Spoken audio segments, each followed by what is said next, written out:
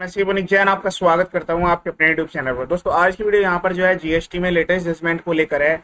और यहां पर जो है इस वाले जजमेंट में जो फाइनेंशियल है 17, 18, 18, 19, 19, 20 में नोटिफिकेशंस के थ्रू जो यहाँ पर डेट एक्सटेंड की गई थी नोटिस जारी करने की, ऑर्डर पास करने की, उसको यहाँ पर चैलेंज किया गया है। और यहाँ पर जो इशू इन्वॉल्व है वो फाइनेंशियल 17-18 से रिलेटेड है। उसकी जो डिमांड है उसके लिए यहाँ पर स्टे दिया गया है। ऑनरेबल कोर्ट ने डिमांड पर स्टे कर दिया है। और नोटिफिकेशन के रिगार्डिंग जो चैलेंज है वो अलग अलग ऑनरेबल कोर्ट्स के बिफोर जा रहे हैं।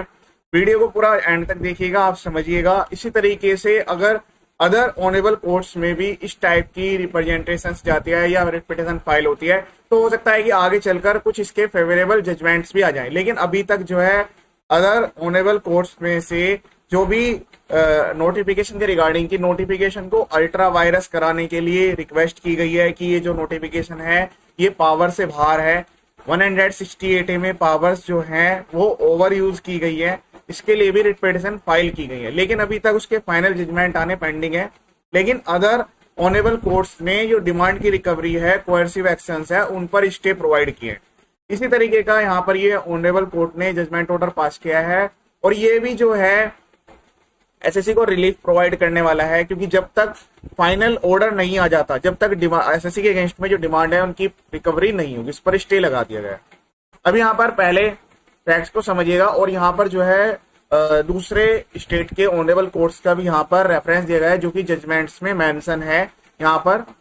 तो यहाँ पर जो है दोनों साइड के जो भी लर्न काउंसिल्स हैं उन्होंने अपने सबमिशंस को सबमिट किया। सबमिट करने के बाद उन्होंने कहा कि सर ये 17-18 से रिगार्डिंग जो है ये एक कंट्रोवर्सी इन्वॉल्व है इस रिट पिटीशन में, तो 17-18 से रिगार्डिंग है। उन्होंने कहा कि जो ऑर्डर पास किया गया है वो भी 17-18 से रिगार्डिंग है। और इन्होंने जो रिट पिटीशन है उस ऑर्डर में जो कि ऑर्डर पास किया गया है उसको भी यहाँ पर इन्होंने जो है चैलेंज किया है। तो इन्होंने ऑलरेडी यहाँ पर जो है ये जो इम्पंज ऑर्डर पास हुआ था इसके प्रोविजंस के अंडर में कि सोकोज नोटिस यहाँ पर भेजा गया था। देखिए 27 दिसंबर को ये ऑर्डर पास हुआ था 17-18 के लिए, और इसके लिए 28 सितंबर को जो है ये नोटिस भेजा गया था under section 73। The challenge is on the ground that the period of limitation of 3 years with effect from 7th of Feb। उन्होंने कहा कि जो लिमिटेशन पीरियड है 3 years का जो कि 73 में मेंशन किया गया है वो जो है एक्सपायर्ड है। That is the extended period wide notification number. ये नोटिफिकेशन आई थी वो भी एक्सपायर्ड हो गया, लेकिन फिर भी उसके बाद फर्दर अदर्स नोटिफिकेशन भी आ चुकी हैं जिसके थ्रू ये डेट को काफी बार एक्सटेंड किया गया है। The impugned order dated the impugned show cause notice and the impugned order pass under section 73 are beyond the period of limitation which can not be sustain. तो यहाँ पर इन्होंने रिक्वेस्ट की थी कि सर यहाँ पर ये सस्टेन नहीं करना चाहिए क्योंकि beyond the period of limitation है। ये पहले एक रिट पिटीशन फाइल की गई थी उसमें भी इन्होंने ये सब चीजें मेंशन की थी। तो वहां पर जो है उस ऑर्डर के अगेंस्ट में अब इनको यहाँ पर रिलीफ दी गई है। He submit that though the notification dated this 31st of March को भी आई has been issued under section 168A of act but that would also not cover save the present case और limitation as the notification itself is beyond the power. उन्होंने कहा कि जो notification है beyond the power है section 168A के। ये जो नोटिफिकेशन है उसको भी यहाँ पर चैलेंज किया गया है रिट पिटीशन में। His submission is that such notification should be issued only when the actions could not completed under the act by force majeure। Force majeure की यहाँ पर एक्टिविटी नहीं है, but any such force majeure is not mentioned in the notification which necessary for empower to the student। He further submits that यहाँ पर दूसरे honourable court honourable Gujarat high court का judgement है, उसके बाद ऑनरेबल इलाहाबाद हाई कोर्ट का judgement है, उसको भी यहाँ पर मेंशन किया गया है। फिर ऑनरेबल तेलंगाना हाई कोर्ट का जजमेंट है, उनमें कहा कि सिमिलर सर्कमस्टेंसेस थे और उसमें रिट पिटीशन को यहाँ पर जो है अलाउ किया गया। और उसके बाद जो सपोज नोटिस और ऑर्डर था और उस केस में जो ये केसेस थे उनको स्टे किया गया। जो डिपार्टमेंट की तरफ से लर्न काउंसिल है उन्होंने कहा कि जो 3 years का जो पीरियड है ये कंसिडर किया जाएगा एक्चुअल फाइलिंग ऑफ रिटर्न्स की डेट से। अब यहाँ पर देखिए पूरी यहाँ पर सिनेरियो चेंज होने वाला है।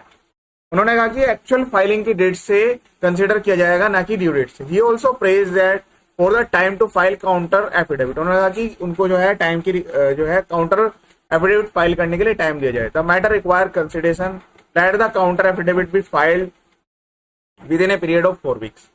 ठीक है, तो यहाँ पर ये 4 weeks का टाइम दिया गया है। If counter affidavit is filed the reply rejoinder affidavit if may be filed within a further period of 2 weeks. ठीक है। Prima facie, in view of the statutory provisions and the plain language, there appear to be flaws in the submissions of the learned counsel for the petitioner that it is the due date and not the actual date of filing। उन्होंने जो submission दिए petitioner की तरफ से learned counsel, उन्होंने कहा कि due date की बात है यहाँ पर प्रोविजंस में, ना कि एक्चुअल डेट ऑफ फाइलिंग्स की, लिमिटेशन पीरियड को कवर करने के लिए। Till the next date of listing no coercive action would be take. तो इसलिए यहाँ पर जो है ये जजमेंट ऑर्डर पास किया जो डिपार्टमेंट की तरफ से लर्न काउंसिल, उन्होंने कहा कि जो ऑर्डर है ये अपीलेबल भी है, तो पेटिशनर को जो है 10% डिस्प्यूटेड अमाउंट जो है जमा करने की रिक्वायरमेंट है। उन्होंने ऐसा यहाँ पर रिक्वेस्ट किया ऑनरेबल कोर्ट से, लेकिन उसको यहाँ पर जो है डिनाई कर दिया गया। We are of the view that as the ground of challenge is that initiation of proceedings is beyond the period of limitation. ठीक है, जो ग्राउंड ऑफ चैलेंज है उसमें कहा गया है कि जो प्रोसीडिंग्स है वो beyond the period of limitation है, as also extended period as the supposed notice was not issued in consonance with the provisions of section 73 and as such the order is within the jurisdiction and no tax would be levied। ठीक है, no cause is made out at this stage for direction to petitioner to make any deposit। तो इसके लिए तो इनको यहाँ पर मना कर दिया गया, लेकिन ये जो पॉइंट है कि सपोज नोटिस और ऑर्डर जो है वैलिड है या नहीं है, इनवैलिड है, इसका जो बेस बनेगा वो बनेगा काउंटर एफिडेविट फाइल हो जाएगा। सामने वाली डिपार्टमेंट की तरफ से जो है लर्न काउंसिल है वो काउंटर एफिडेविट फाइल करेंगे, उसके बाद ये चीजें कंफर्म होगी। If the counter affidavit is filed the reply is under affidavit if any में be filed.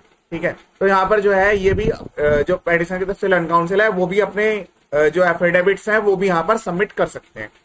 Prima facie, in view of the statutory provisions and the plain language, there appears to be force in those submission of the learned counsel for the petitioner that it is due date and not the actual date of filing। तो यहाँ पर भी वही चीज repeat की गई कि sir यहाँ पर ये जो लिमिटेशन पीरियड है वो ड्यू डेट से कंफर्म की जाएगी, ना कि एक्चुअल डेट से, जबकि डिपार्टमेंट की तरफ से जो लर्न काउंसिल है उन्होंने कहा कि एक्चुअल डेट से कंफर्म की जाएगी, इसीलिए जो पीरियड ऑफ लिमिटेशन है वो यहाँ पर वर्क करेगा। Till the next date of listing no coercive action would be taken pursuant to the impugned order. Next date of listing जो इसकी नेक्स्ट हियरिंग की डेट है, वहां तक जो है कोई भी कोएर्सिव एक्शन एसएससी के अगेंस्ट में नहीं लिया जाएगा। तो देखिए यहाँ पर जो एक तरीके से जो ऑर्डर है उस पर तो स्टे आ गया है, लेकिन फाइनल जजमेंट अभी आना बाकी है। जैसे फाइनल जजमेंट आएगा वो अलग अलग ऑनरेबल कोर्ट्स में ये पेंडिंग है इस वाले पॉइंट पर कि ये जो नोटिफिकेशन है वैलिड है या नहीं है। जैसे आता है आपको यहाँ पर अपडेट किया जाएगा। इसी टाइप के काफी सारे जजमेंट वीडियोस मेरे यूट्यूब चैनल पर अवेलेबल हैं। यहाँ पर हर टाइप के नोटिस के रिप्लाईज, अपील कैसे करनी है, उसमें क्या डॉक्यूमेंट्स लगेंगे, क्या फॉर्मेट्स रहने वाला है, किस तरीके से आपको ड्राफ्टिंग करनी है, सब कुछ वीडियो में अवेलेबल है। आप खुद से देखकर सीख सकते हैं। चैनल का जो पर्पज है फुल एजुकेशनल है। वीडियो के लिंक्स में डिस्क्रिप्शन में यहाँ पर लिंक्स भी कुछ प्रोवाइड किए गए हैं, आप उनसे डायरेक्ट उनको ड्राफ्ट को डाउनलोड करके अपने अकॉर्डिंग मॉडिफाई भी कर सकते हैं। इस वीडियो को शेयर जरूर कीजिएगा। ये वीडियो देखने के लिए थैंक यू।